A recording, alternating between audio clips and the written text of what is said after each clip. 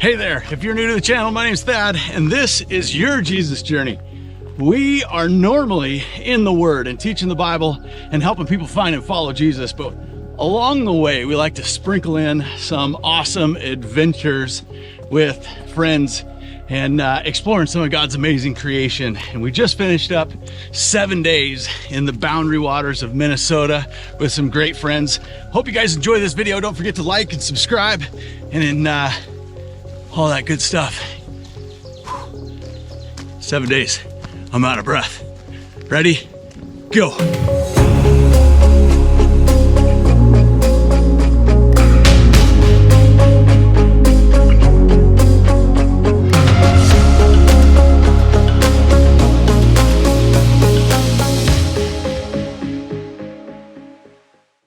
All right, loaded up and ready to go. We've got gear coming out our ears, literally. We've got so much stuff. We're not going to be underprepared, I don't think. Navigator extraordinaire, ready to rumble. Got a couple of different routes to choose from, and then going to take one that I haven't taken since I was a kid. So driving down a road that we came down a lot as a family, as a kid, and every single time I drove it, well, I didn't drive it, but every time I think I was in the car and we were on this road, I would puke. So we're going to see, this is my test, if my body is over car sickness or not. I gotta look at the road, otherwise it's gonna go really bad.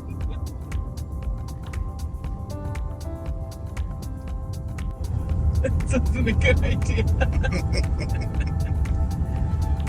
So, how's it going, babe? I can't talk. I'm gonna puke my guts out. Every time, it happens every time. I thought I would have grown out of it, but apparently I didn't.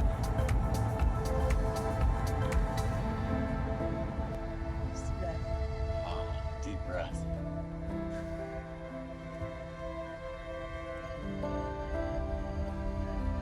It's there.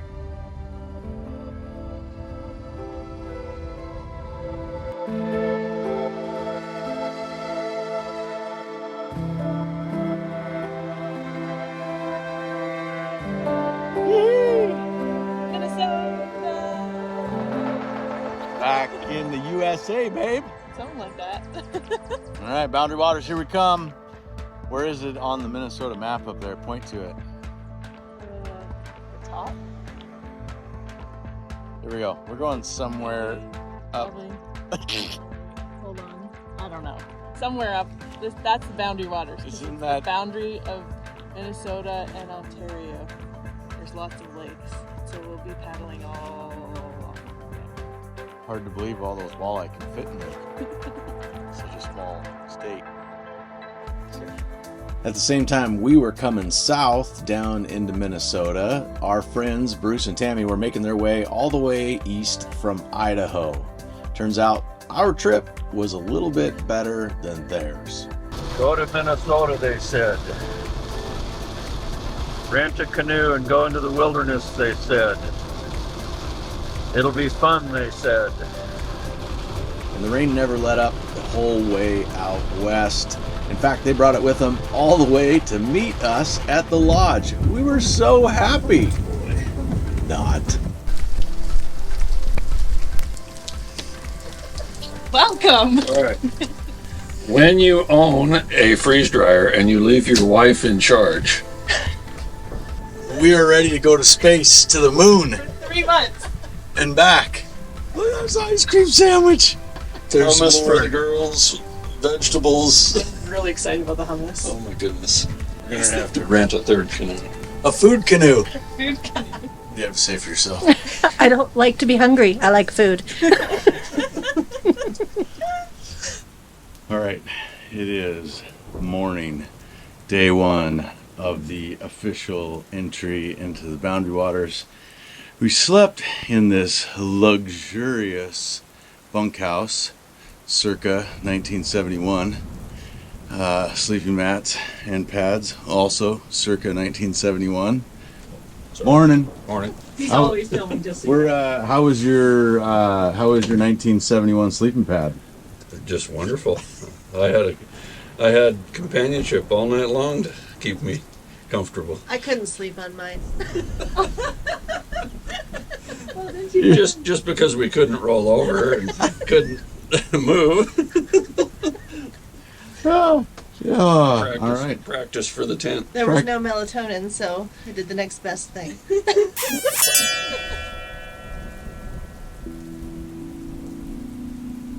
Before we could set out in our adventure, we had to make a quick stop down at the covered area here and go over some safety protocols.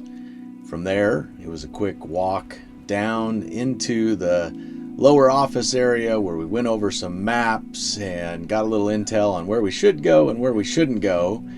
I spent most of the time eyeballing the size of the fishing lures on the wall, imagining what kind of a fish are we going to catch if this is the size of the bait. Alright guys, just so you know, this is going to be a pretty, it's only like 20 miles or so away, but Oh, great. Is it going to be windy? it's going to be really slow because it is a combination of wet, windy, and the potholes could swallow a child. Our driver Nick was full of stories. We learned all about his career options, where he was going to school, where he lived, every car he's ever owned, which car he liked the most, which one drifted best, why the van doesn't run very good, how many potholes there were along the way, as well as why he wanted to join a forest firefighting crew in order to get a free pair of boots.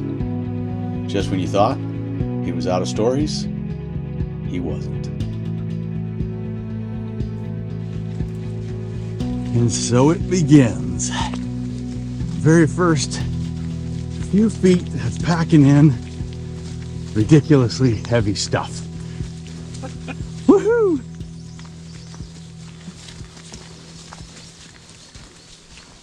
First couple seconds in the water. Oh, where's my life jacket? Life jacket, those are important. When you get in, it's always better to have your paddle ready. It's about right now that I realize I have failed to mention to my wife that I have little to no experience in a canoe. So this would become the first of many, many, many lessons she would give me in how to get in and out of the canoe, how to paddle the canoe, how to carry the canoe, how to maneuver and steer the canoe, most of which I learned very slowly. I don't know what that is.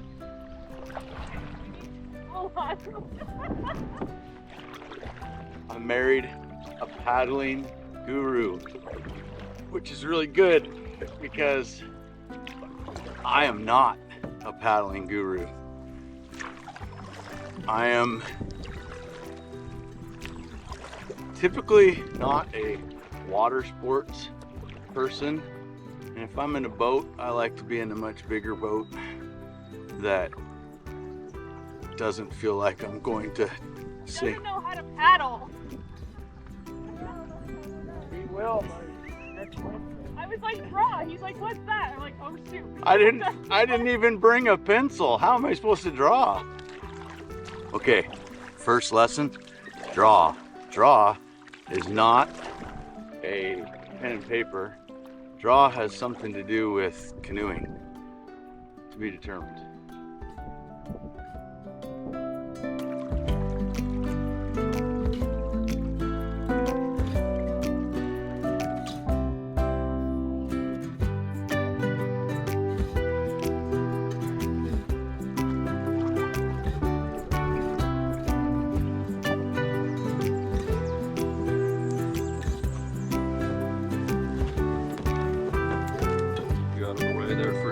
Second.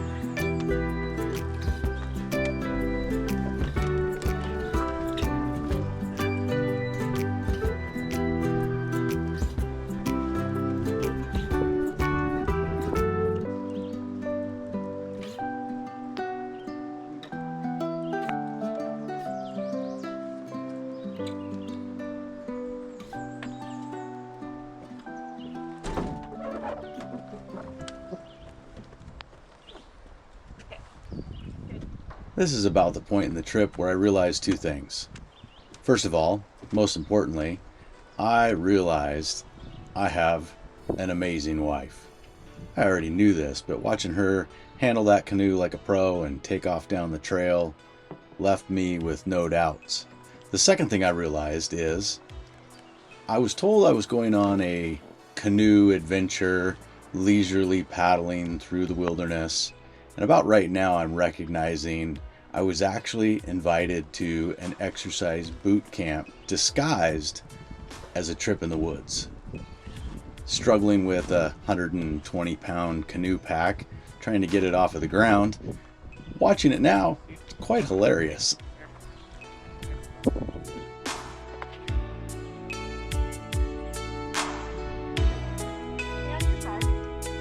Stay on my side, we're gonna go clear over into the reef.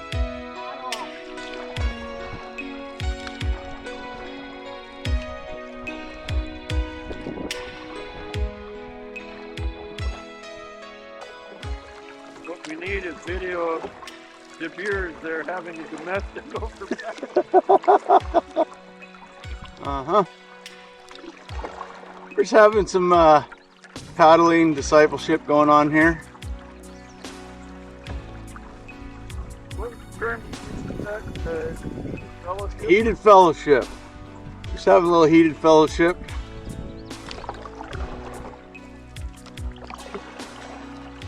Think of your paddles like deep breaths.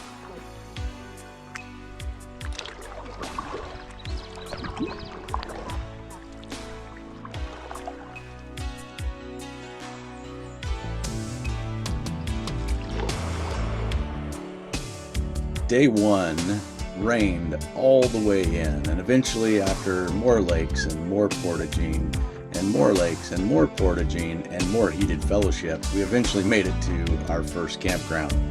I didn't do a very good job recording all the way in because I was in some pretty intense canoe training, and I think I forgot my filming skills. Next shot up, we finally are at camp and set up, trying to stay dry. Trying to hide underneath the edge of the tarp. It's a On the- rock that's leaning this way. I don't want to lean into the tent, so I have to lean this way. We just finished a delicious dinner. I had ham and potato casserole. Ham and potato casserole. We had freeze-dried astronaut food for dinner, thanks to Bruce and Tammy. What'd you have? I had, I don't know, mushed up, rehydrated, what was it? Tater tot casserole. It tasted pretty good. Everything tastes better when you're camping. The best part is you fill the bag up. Here's the bag you can see right down here. And so it's basically homemade mountain house type food.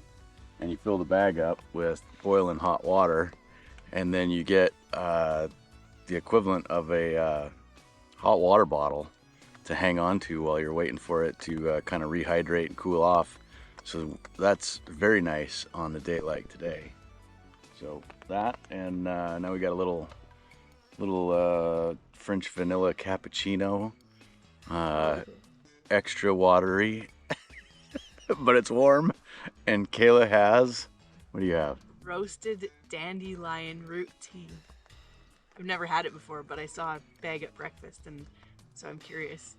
But I can't drink it yet because it's still too hot, so I don't know what it tastes like. It smells good.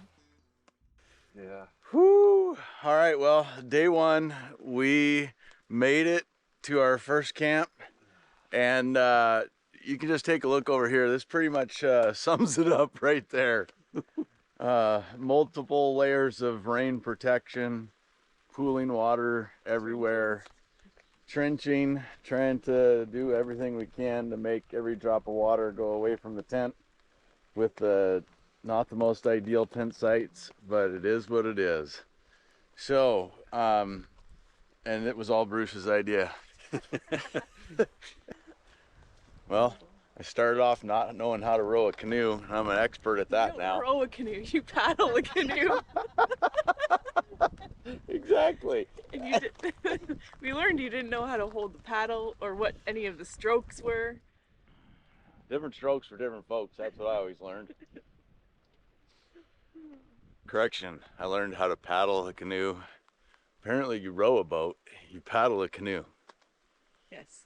All right, well, there's a lot of technical stuff here to just go float through the river to chase some fish. I didn't know I was going to be getting educated so much. All right, let's take a look over here. We got the luxury accommodations here. We got Kayla's vintage Sierra design suite tent that she's had for probably 25 years. Still going.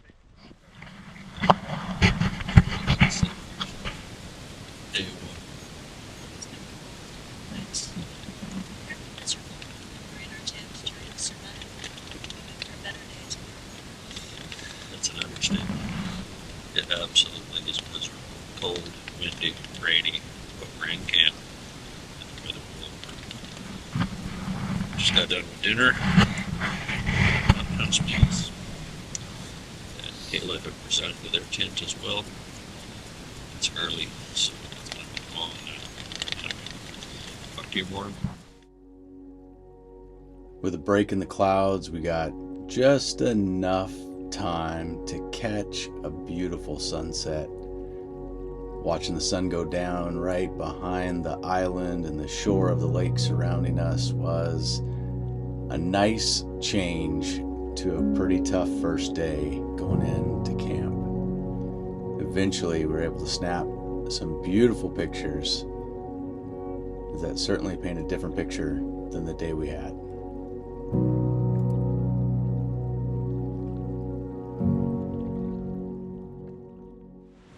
Just caught the biggest fish of my life. No battery in the GoPro. But the fish made it to the boat. The fish is bigger than the boat. Look at this.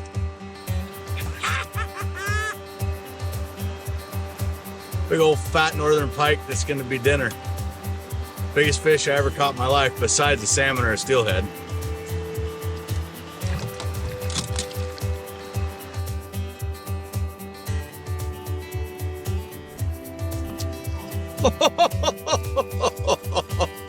Ripped his lips right off. There we go. I found him.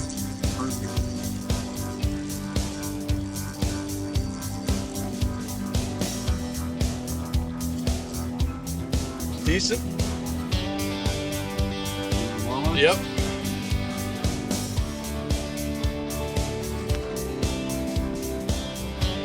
Nope. No, that's a little walleye. Looks exactly like the last one I just caught.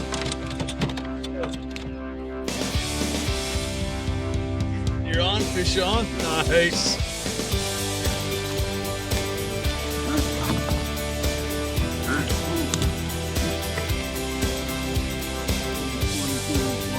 Oh, that looks exactly like the last one I just caught. Keep them coming, baby.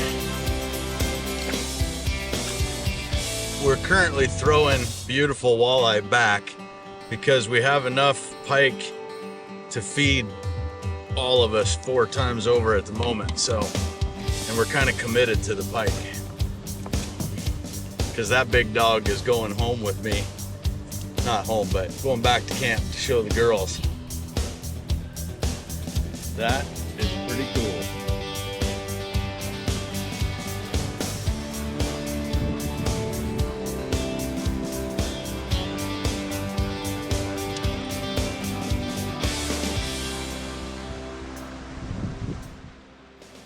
This was a pretty good spot, and we stayed here for quite a while until we realized that the sun was going down and it was probably time to start working our way back to camp, check in on the girls, and see what they were up to. All right, we got back from fishing and we found the girls in a hammock playing cribbage. Hammock cribbage with some fabulous bugware. Boy, that must have come all the way from Paris, as pretty as that is. What I really want to see is you two get out of here. That's what I want to see.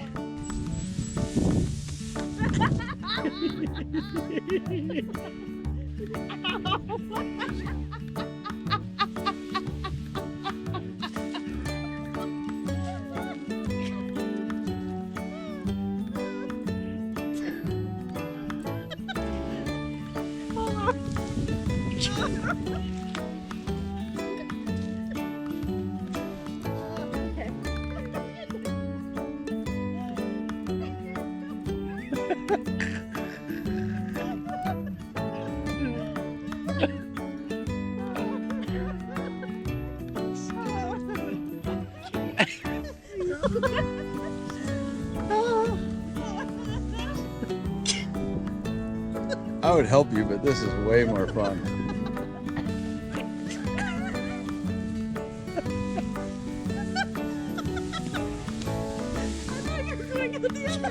What happened? It seemed easier to roll you out.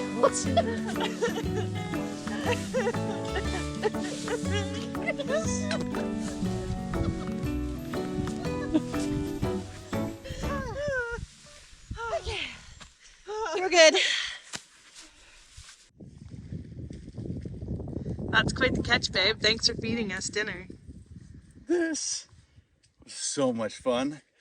And I was reeling it in. And it was the most epic fight. And I tried to turn on the GoPro and I did not put a battery in the GoPro. They do not work very good without batteries. So Tammy caught a pretty nice one earlier. So we're having the pike picture off. Hold still. That thing must weigh 25, 30 pounds. What are you trying to do? Man. Is yours dead? No. No. Yours is quite lively. This is quite docile. Well, maybe that's because I'm not shaking them all over like a red-headed stepchild over there. All right. Yeehaw! Dinner is served. Dinner is served. Fresh out of the lake. He is about to be filleted and fried up. Here we go.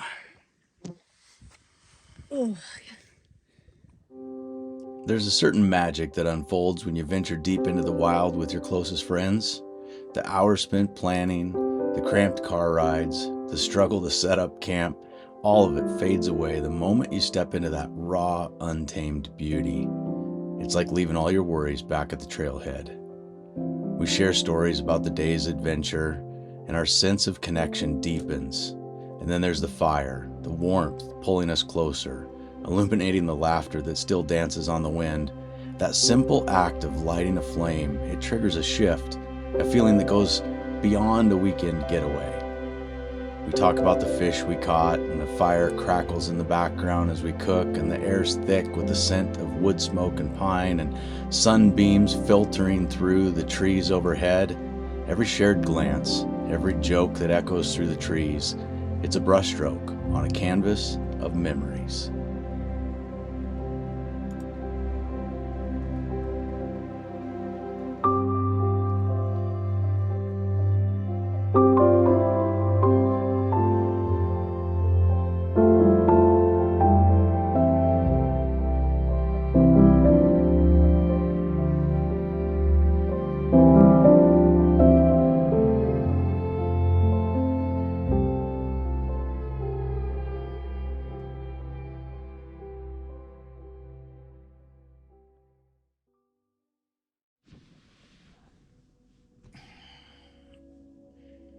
It is officially morning. Morning. You're not out of the bag. I didn't want to be out of the bag yet. I feel like we slept for like 17 hours. Yeah, I think it was rainy and cold and nasty, so we went to bed right after dinner, which was like, we were probably in the tent by like 6:30, and the birds are very happy. Yay. They've been very happy since 3:30 this morning. We're gonna make some coffee, find something to eat, and we're gonna go find some fish. Today is Operation Fish Catching Day. But first, coffee!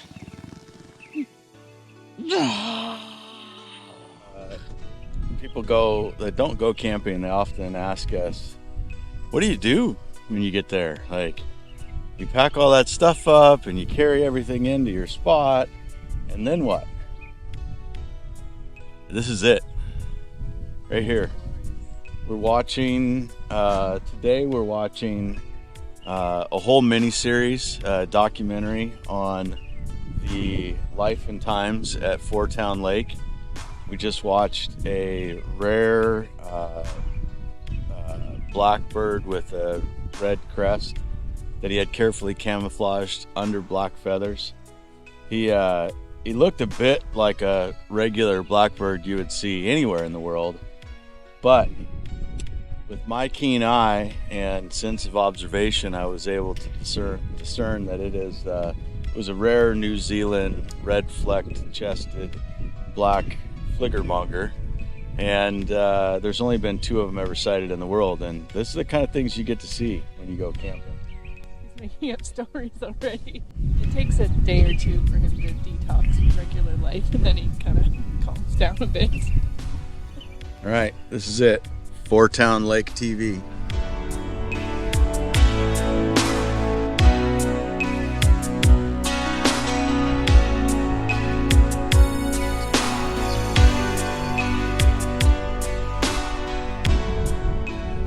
All right, we've seen that show. Now what are we gonna do? And then we have to go catch some fish.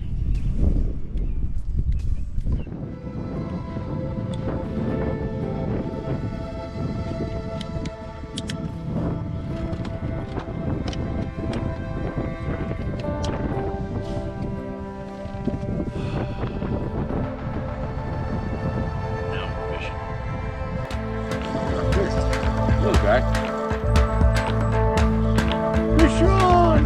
And the camera's going even.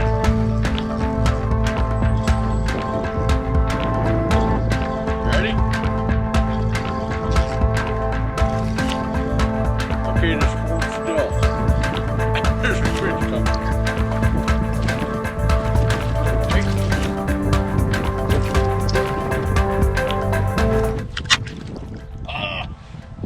Took my dang lure. For the record, on camera, I didn't catch a fish until I had a cigar. So, there's that one.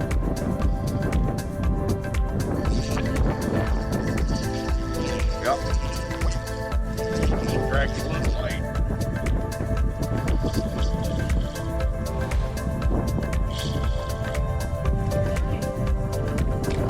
Pike.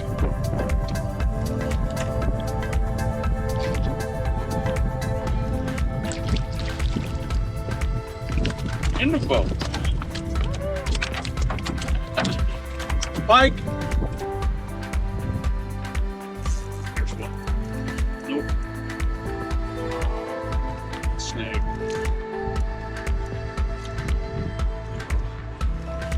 This spot that we're at right here, it between that rock that you see out there and the shore back here, there's like a trough that heads out into the lake, if I remember right. I don't think the trough is over there. I think it's on this side. But looks to me like there's potential for all kinds of stuff in here. Yeah. Well, it's starting to look like Bruce's fish finding magic might have been washed away by all that rain.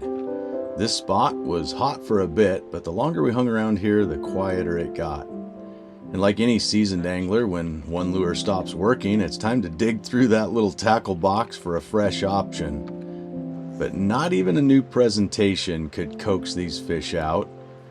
Looks like it's time to break out the lucky lure. Problem was, even the lucky lure couldn't turn things around on this day. But hey, it's a pretty good day. Even though we weren't catching a lot of fish, it's a whole lot better than being stuck in an office somewhere. So, even when the fish aren't cooperating, there's something undeniably special about a day out on the water.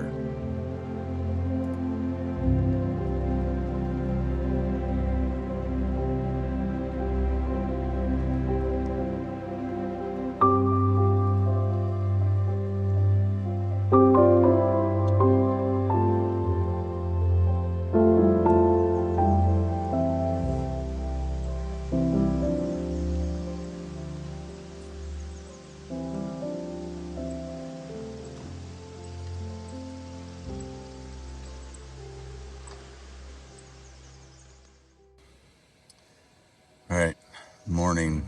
Slept on the infamously flat sleeping pad, which I slid off of and mostly slept on the ground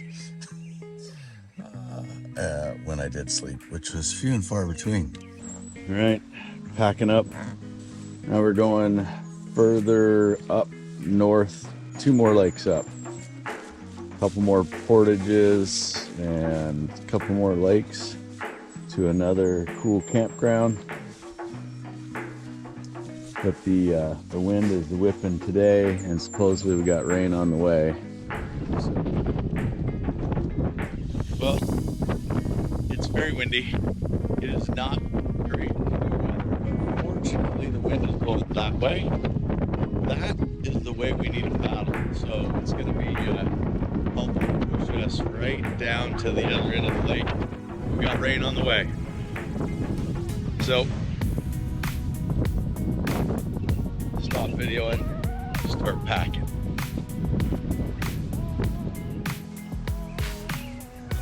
All right, wife check.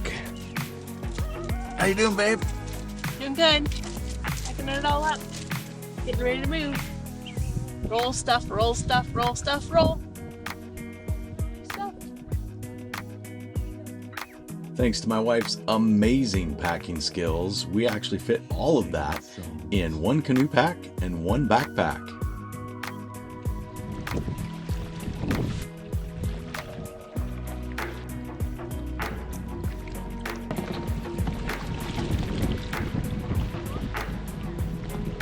It's catching it like a sail. Ah! Oh. Yay! Yay me! So normally when I portage, I like to take a pack first so I can see what the trail looks like and know what I need to navigate with the canoe, but apparently this morning the canoe needed to go first. So here I am, blind portaging. Although it's supposed to be a short one, so I don't think it's supposed to be too bad. The one the first day, well, it's like the second or third one in.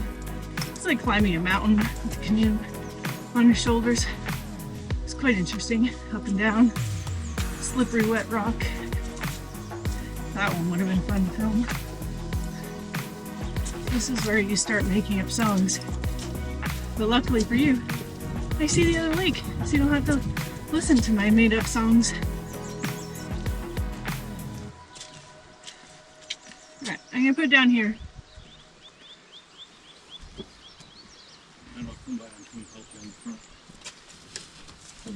Nope.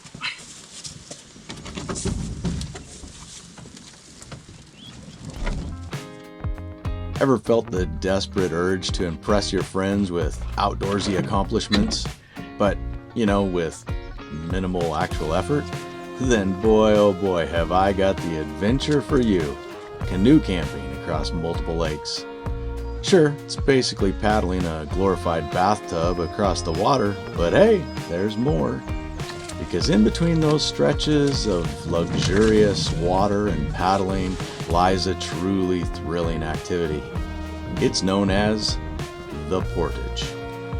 All in all, it's a great opportunity to break a sweat and start questioning some of your recent life choices, all while being surrounded by nature's finest, the mosquito. But hey, once you get to the other side, you get to reload all of your stuff in your floating bathtub, while you hope and pray that the next paddle is long and smooth, and maybe, just maybe, there won't be another Portage.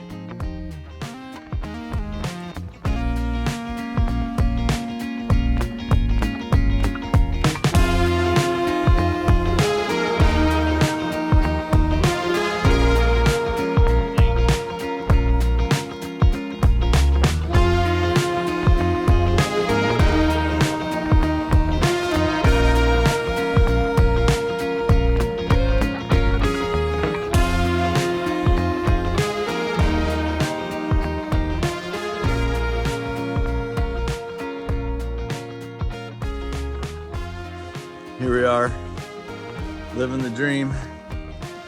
We hiked over mountains, paddled through multiple lakes so that we could lay here in the tent in the rain and mud and dirt. We're actually camped on top of a giant rock. It was the driest place to be. Yeah, build your house on the rock, eh? Going Canadian. It went from a light drizzle to thunder and a torrential downpour. So we moved from outside the tent to back inside the tent.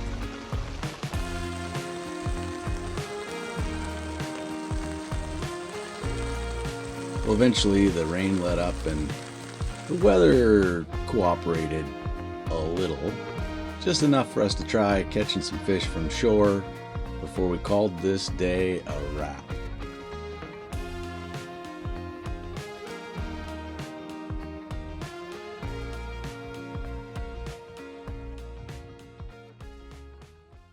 All right, so in the middle of the night, last night, dead asleep, and I hear screaming from the camp. And I can't quite make it out because I'm dead asleep. And I'm waking up, and then I realize it's Tammy screaming, and I can hear Bruce hollering about move this or do that, and she's like, it's touching me. And Kayla and I both kind of spring to life in the tent. Not that we're going to do anything, but we figured for sure they had a bear rooting around their tent or something, or a skunk, or I don't know, some wild animal trying to attack them in the middle of the night. So now we got to figure out what was the story. It sounded like a lot of screaming. It sounded like a near-death experience from our sound of it on our side. So let's go find them and see what it was all about. All right, the morning after the big attack, I see you're both still alive. We were sleeping peacefully in the middle of the night, and I felt something fall off the back of my head, which I thought was strange, but I didn't think too much of it. And then I started hearing noises, more noises, and I knew something was close by. And I told Bruce to get a light because I thought it was right outside the tent, and there was something, I could hear it rooting around. So he gets a light and shines it, and this mouse comes running across the top of me. And I proceeded to scream, and he proceeded to jump over me to try to bash it while I'm trying to get out of the tent because I wanted out, and he would not let me out until the murder was complete. But we survived. He got the mouse out of the tent.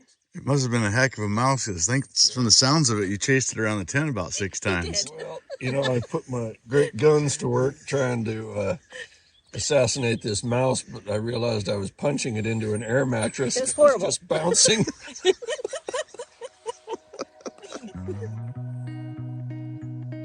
Well, Bruce's war with the mouse must have done something to his fish finding skills, because not long after the morning coffee, he was on the bite. And that was a good sign, because we had plans in store to go north further and take a day trip up and explore another lake or two and see if we couldn't get into a few more fish. But this was a good start.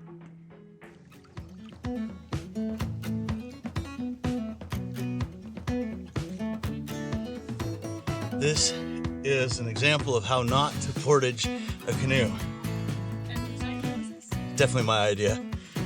I just figured you leave everything in here since we're just going on a little day trip to fish, and then we just pick up both ends of the canoe and carry it up the trail. Turns out it's a lot harder than the right way. Weird. Ready? Portage! Portaging! Portaging! This is a Portaging. Definitely the wrong way. of Portaging.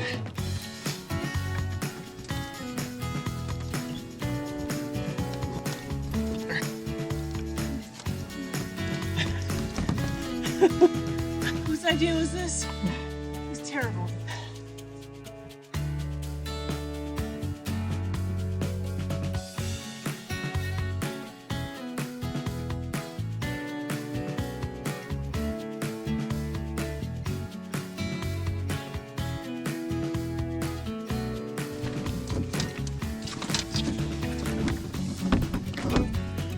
Woo-wee!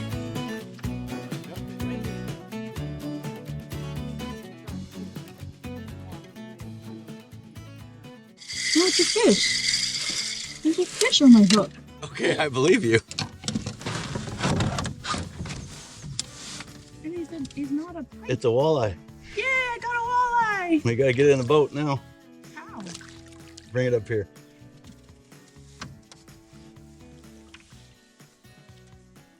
I got a fish. Well, we continued fishing throughout the day, well into the afternoon, but the fish were few and far between.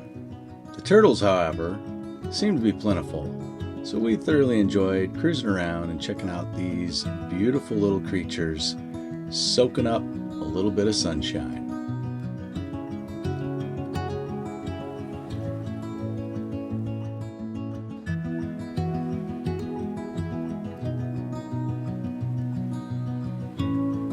Just like that, it was time for us to head back down to camp. Not a lot of fish to show for it, but a lot of new memories.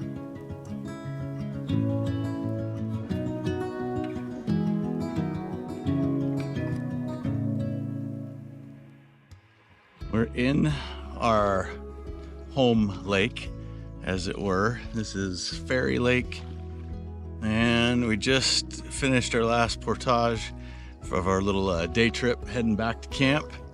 Here's our friendly resident beaver hut.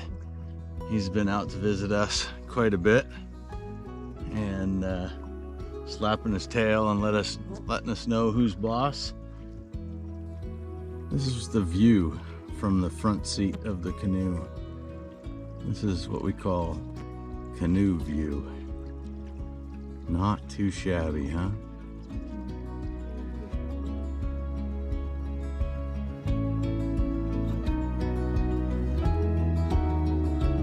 As the sun begins to fade, the puffy white clouds floating into the distance, the paddle strokes disrupting the still water, it's quite an end to a paddle home.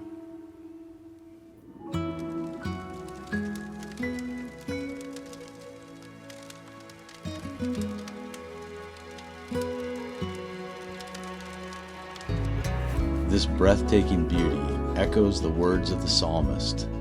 The heavens declare the glory of God. The skies proclaim the work of his hands. In time, the sun surrenders to the night, leaving us in a warm afterglow. The towering trees and the ripples on the water whisper of a grand design. We truly are a fleeting presence woven into this vast creation.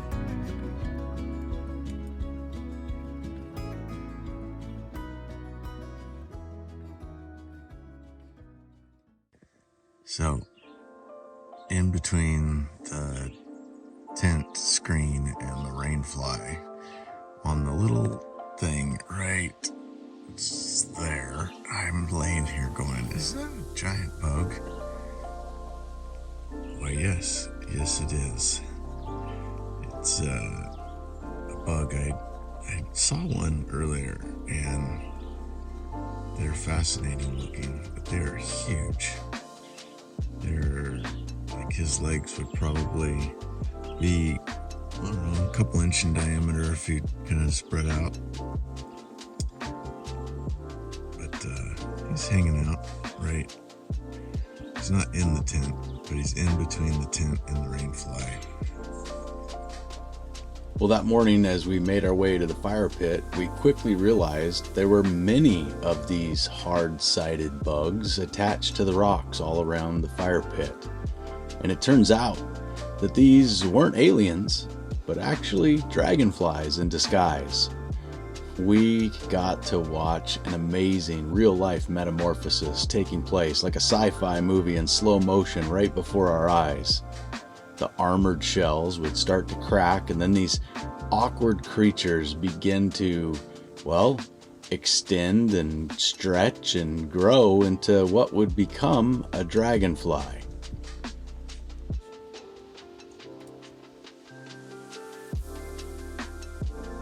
So those four white strings are like the safety cables so they don't fall out.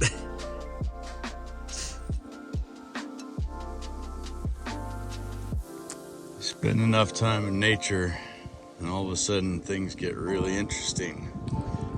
When else do you get to see a dragonfly grow his wings? That is the coolest thing.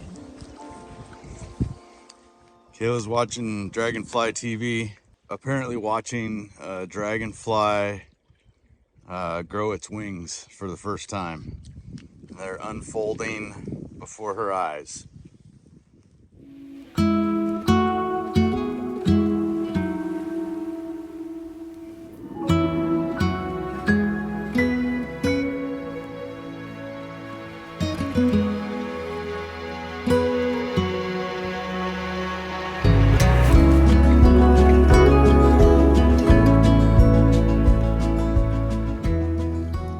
Alright, it has been a slow morning fishing, but a couple of bites and that's about it. Earlier this morning, Bruce and Tammy did pretty well, but we got a later start, not so hot, kind of sat through a couple of rain flurries, but now we're looking at that coming in here behind us. And it doesn't look like it's got an end in sight, so I think it's going to get windy and rainy maybe for an hour or so probably before that blows through. So we're gonna zip it back to camp. It didn't take long and the rain started to fall, and with the rhythm of the raindrops on the water, it urged us to paddle a little bit quicker back to camp.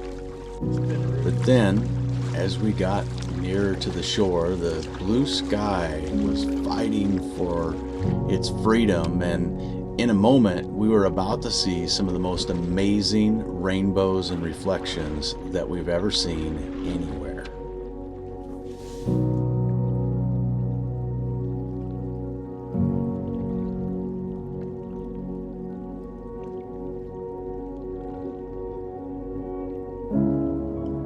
The last embers of the sun bleed through the clouds, painting the sky in these fiery hues.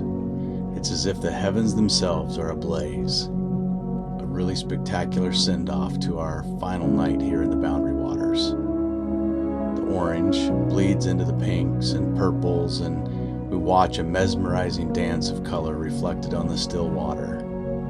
Silence sets in, broken only by the soft crackle of the campfire that we're getting going nearby. Truly a perfect end to a perfect adventure.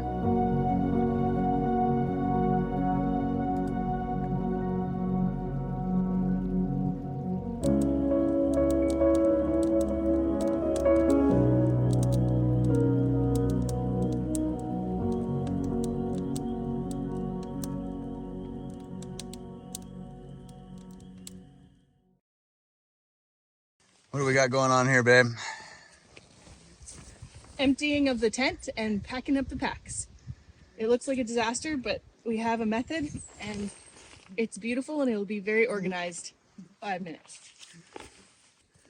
All right, as promised, there was where the tent was and the pile of stuff.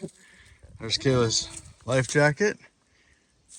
All the stuff in one small, cozy little backpack. Timber! Obviously, I'm here to help you lift it up, Thad. obviously balanced very well.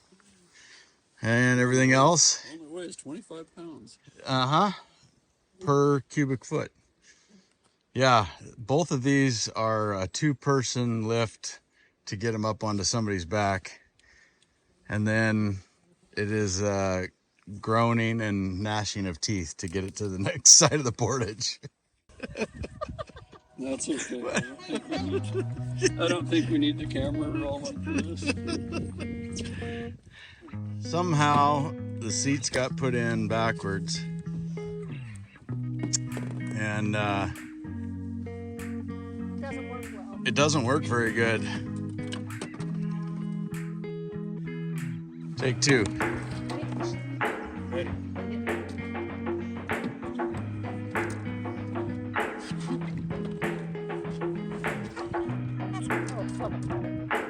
Twice the leg room if you do it the right way. It's amazing. It's like it was designed for this direction.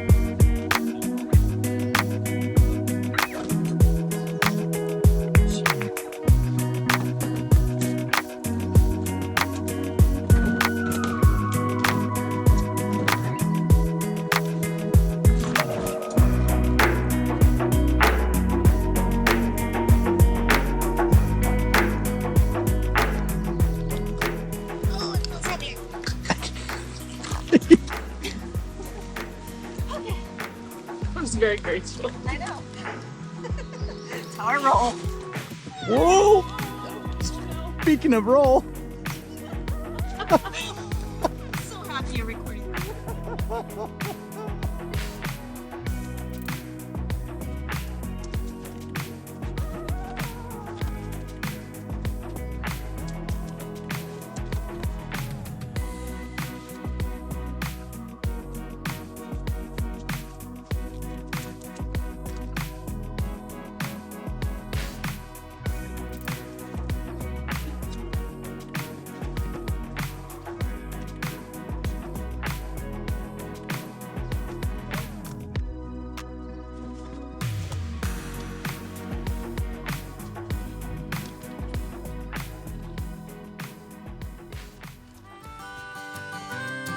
This is Paddle Camp, Portage.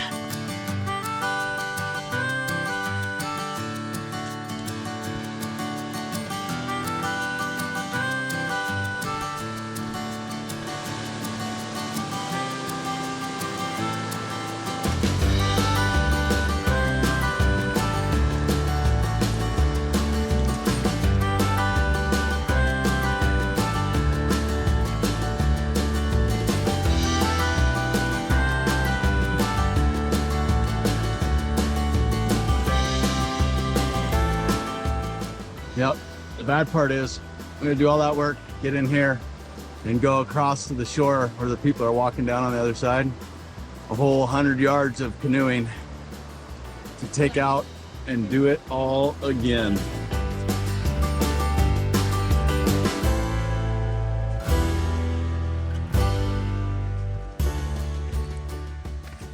Last leg of the biggest portage.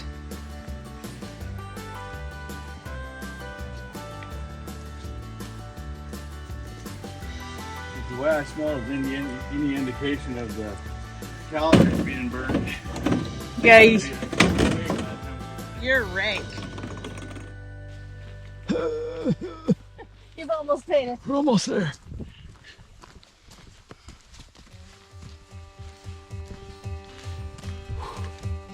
Hey there, if you're new to the channel, my name's Thad, and this is your Jesus journey.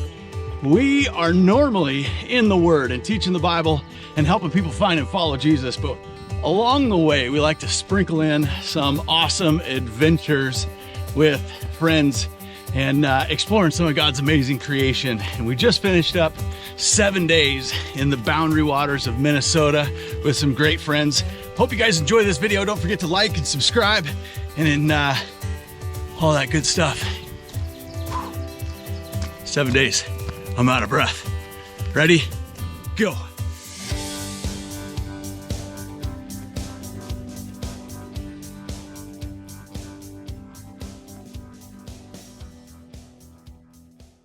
I think Mr. Rogers would have been really good at canoeing. Hello, boys and girls.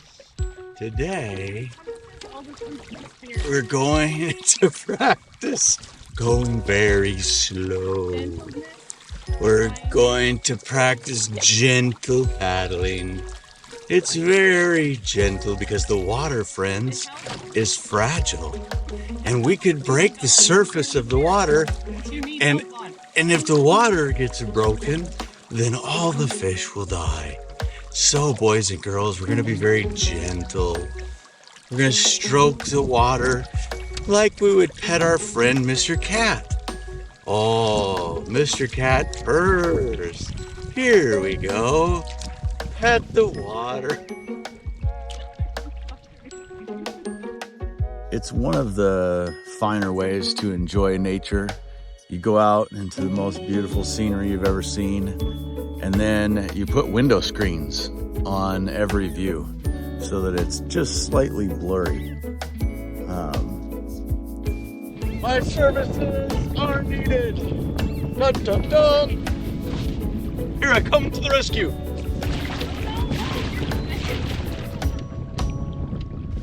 Thought you needed turbo. You ready? Long, gentle strokes. It's all about the glide.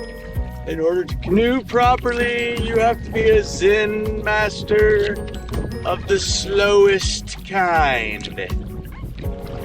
It's like a song with one beat. Stroke. Stroke.